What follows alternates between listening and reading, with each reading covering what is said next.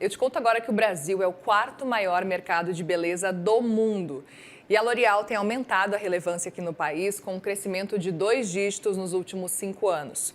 A empresa tem investido também em sustentabilidade e em ações de impacto social e a gente vai falar um pouco de tudo, na verdade, sobre esse cenário.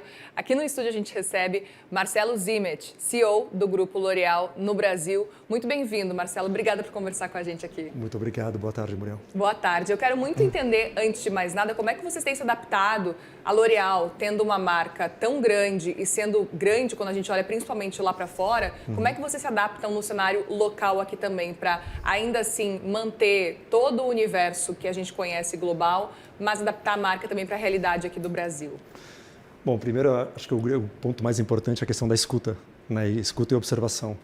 Acho que a gente vem aumentando muito a nossa curiosidade nos últimos anos sobre questões de cultura, sobre as questões também do que vem acontecendo em cultura, falar um pouco de história, para explicar por que o brasileiro é tão apaixonado por beleza, mas também quando a gente fala das redes sociais, toda essa mudança que está acontecendo hoje no comportamento do consumidor, e hoje é muito fácil de você observar isso através de algumas plataformas digitais.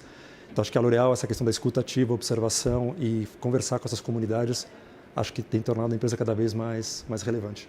É muito curioso. Justamente eu queria entender um pouco mais sobre como é que vocês enxergam esse desempenho de redes sociais e o quanto tem ajudado a empresa também a continuar expandindo, continuar crescendo, porque a gente sabe o quanto o brasileiro é conectado com rede social e também com beleza. Então, se a gente for olhar por esse lado, funciona, né?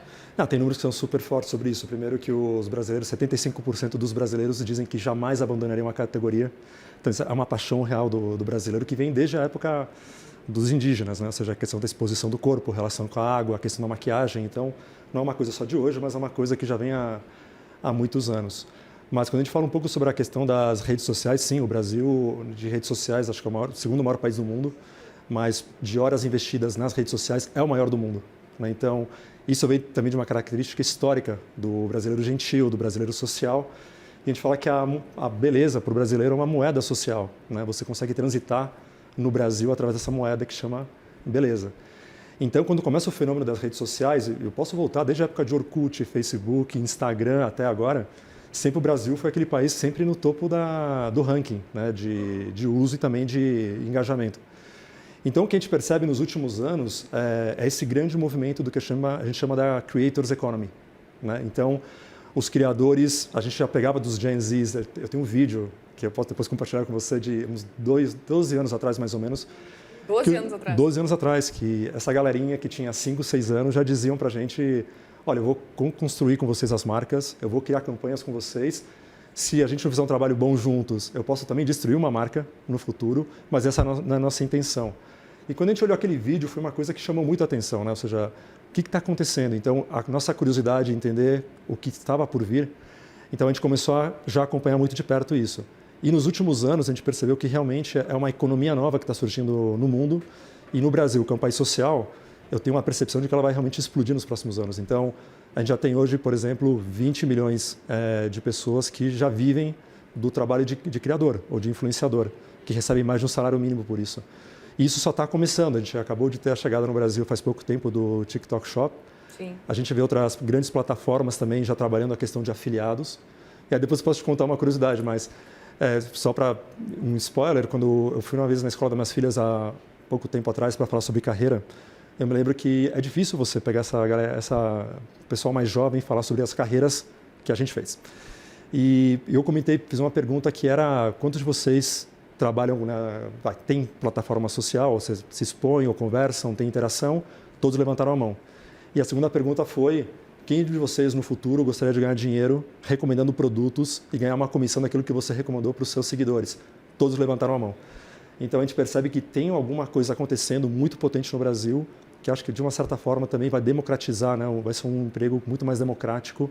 E a L'Oréal está tentando estar à frente disso. Isso virou uma profissão, né? Muito interessante. Então, vocês pretendem continuar expandindo a participação, também olhando para essa economia do futuro que está surgindo. E é interessante se a gente for olhar, e a gente se citou 12 anos atrás, enfim, esse vídeo, se a gente for levar até um pouquinho mais, tudo começou nesse movimento com blogueiras, que tinham aquela coisa de indicações, de a sua amiga indicando tal coisa. E hoje, não precisa nem ser amiga, né? Você pode estar passando ali no TikTok, uma pessoa aleatória falou: nossa, eu usei tal produto e melhorou minha vida nesse aspecto.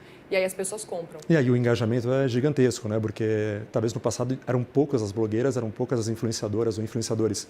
Hoje a gente está falando de milhares, né? E a gente percebe que aquela pessoa que você segue, você conversa, o nível de engajamento é infinitamente maior do que quando você fala com uma pessoa que você talvez não se sinta parte ou reconhecida.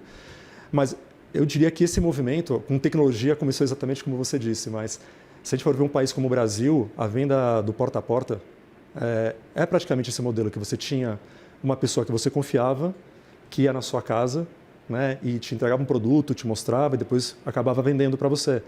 O que a gente está vendo como L'Oréal é que isso está passando por uma questão também de tecnologia. Então, a tecnologia somada a esse ímpeto do brasileiro de também recomendar produtos e se sentir parte da vida do outro, acho que é isso que é muito, muito potente.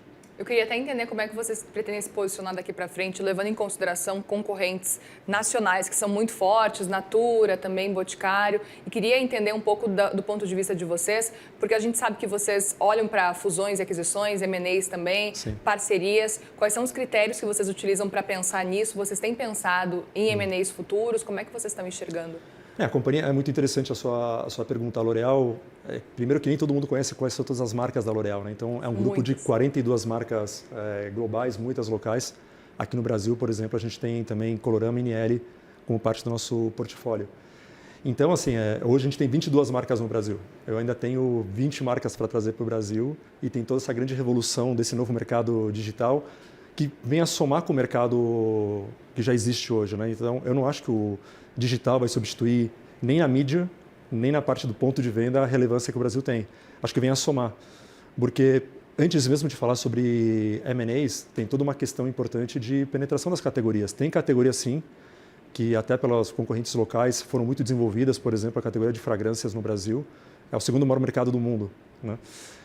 Mas tem uma categoria que vem depois, que é a categoria de capilar no Brasil, onde, diferente de outros países, onde as pessoas se expressam através de maquiagem ou skincare, ou cuidado para a pele, o brasileiro se expressa através do cabelo e do cheiro, né, que é uma coisa muito única do Brasil. Então, eu diria assim, tem muito espaço ainda para aumentar a penetração de categorias, mas sim, a gente está o tempo inteiro, não só localmente, mas internacionalmente, olhando para marcas que possam agregar valor. Só para complementar, eu falei que eram 42 marcas globais, originalmente da L'Oréal são só 3. Que é L'Oréal Paris, L'Oréal Profissional e Kerastase. O restante das 39 marcas globais que a gente tem foram aquisições. Então, sim, a gente está aberto a aquisições internacionais, mas também locais. Interessante. E sobre critério, é muito simples. A gente sempre faz uma matriz, uma vez por ano, uma matriz de projeção de crescimento para os próximos 5 anos, e a gente identifica se o que a gente estava focando já está maximizado ou não. E, de repente, hoje que estão algumas oportunidades de diferentes categorias, segmentos, e a gente olha o tamanho do potencial desse mercado, mas também a necessidade de investimento. E aí a gente consegue chegar, então, naquilo que seria uma prioridade futura. Eu queria até entender um pouco mais, Marcelo, quais são, na sua avaliação, os impulsionadores de crescimento daqui para frente quando a gente olha para o Brasil. Você citou a questão do cheiro, de perfume, cabelo, enfim. Vocês enxergam mais como skincare, maquiagem, tratamento, cabelo? O que vocês estão enxergando assim de setores assim específicos que vocês atuam que podem vir a brilhar bastante aí nos próximos anos? A gente continua no Brasil enxergando uma sofisticação do mercado. Então, é um mercado para algumas categorias super sofisticado. Então, a gente pega a categoria de capilar. Eu diria que a mulher brasileira talvez é a maior expert que existe globalmente de cabelo, chegando a usar entre 7 e 8 produtos por dia. Então, aqui é como continuar desenvolvendo, premiumizando, trazendo valor percebido para a consumidora. Tanto que uma estratégia que a gente fez com o Seve alguns anos atrás era a terceira marca do mercado, hoje é a primeira marca do mercado. Então, no mercado gigantesco que é o de capilar no Brasil. Então, para mim, acho que passa por 2 caminhos. Um, de continuar sofisticando algumas rotinas mais básicas da consumidora brasileira. Então, acho que tem muita coisa para explorar ainda de cuidado facial, cuidado corporal, até a questão de fragrâncias. Acho que tem novos ângulos que a gente pode entrar com fragrâncias também no Brasil.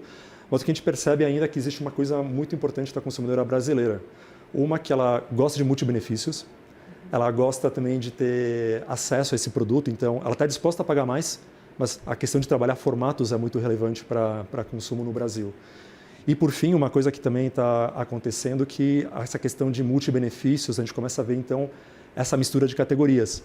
Antes a gente olhava para as categorias, então, capilar, fragrância, etc. Era muito, mesmo como um gráfico, né? Tá. E a gente começa a perceber hoje essa grande mistura, né? A gente começa a ver que a categoria de skincare está indo para cabelo, que a categoria de maquiagem está indo para pele e está criando uma misturinha brasileira. Então, acho que vão abrir novos segmentos, novas categorias, mas acho que o mercado brasileiro está muito longe de chegar ao seu limite de crescimento. Para você ter uma ideia, os últimos 10 anos o mercado brasileiro cresceu numa média de 7, 8% em beleza, quando o mercado global cresce 4%.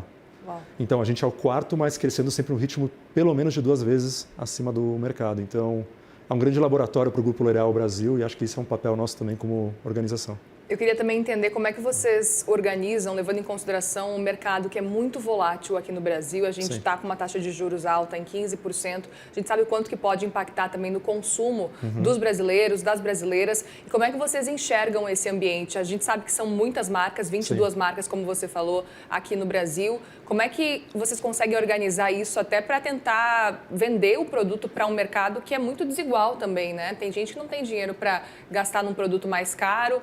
Como é que funciona isso? Como é que vocês organizam realmente esse cenário? O primeiro ponto, assim, a gente sabe que o brasileiro e a brasileira não abrem mão da qualidade. Não abrem, ou seja, tanto que a gente vê que o white label no Brasil ou marcas próprias em beleza são muito raras, né, diferente de outras categorias. Então, o valor é percebido. Ou como a gente se organiza, uma das vantagens que a L'Oréal tem no mercado é que a gente chama a empresa de uma categoria, que é a categoria de beleza. Então, a gente tem diferentes segmentos, categorias com diferentes faixas de preço. Então, é muito normal para a gente ter um ano que é muito melhor numa das divisões de negócio com uma marca do que talvez num outro ano. Então, a gente sempre consegue encontrar esse equilíbrio, a gente lê muito bem o mercado para saber onde que eu vou alocar recursos. Mas, por exemplo, hoje em dia, apesar de tudo que está acontecendo no Brasil, e eu até tive que comentar para alguém na França para explicar o que está acontecendo no Brasil, porque os indicadores são positivos quando você olha produto interno bruto, desemprego, etc. Mas quando você vê realmente o custo do dinheiro e o impacto no bolso do consumidor brasileiro, tem um impacto.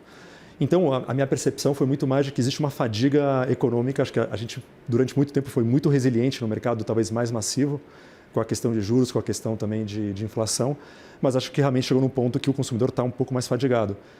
Mas sempre acontece o mesmo no Brasil. É uma fadiga de curto prazo e logo já volta a questão de, ok, mas estão chegando as festas, está chegando o verão, etc. E o consumo volta a crescer. Então, eu acho que você pode ter momentos com um hiato, digamos, mas não é uma coisa que se prolonga durante muito tempo no Brasil. Então, sou otimista. Por outro lado, o que é interessante é que, se por um lado o mercado mais massivo está um pouco mais impactado, o mercado mais premium está acelerando de uma forma como nunca antes no Brasil. A gente está falando já de 4, 5 anos de crescimento duplo dígito alto no Brasil. Então, aqui a L'Oréal está muito bem posicionada, né? Porque o consumidor está disposto a pagar mais, sempre desde que a entrega seja muito boa. E o Brasil tem uma vantagem também, que é a questão do parcelamento, né? Você pode parcelar. Então, tem muitos benefícios, às vezes, no Brasil que beneficiam a categoria de beleza. Muito bem, Marcelo Zimmet, CEO do Grupo L'Oréal aqui no Brasil, no CNN Money, ao vivo aqui. Obrigada mais uma vez pela presença e volte sempre, viu, para conversar com a gente. Muito obrigado, é só convidar. Obrigada, Marcelo.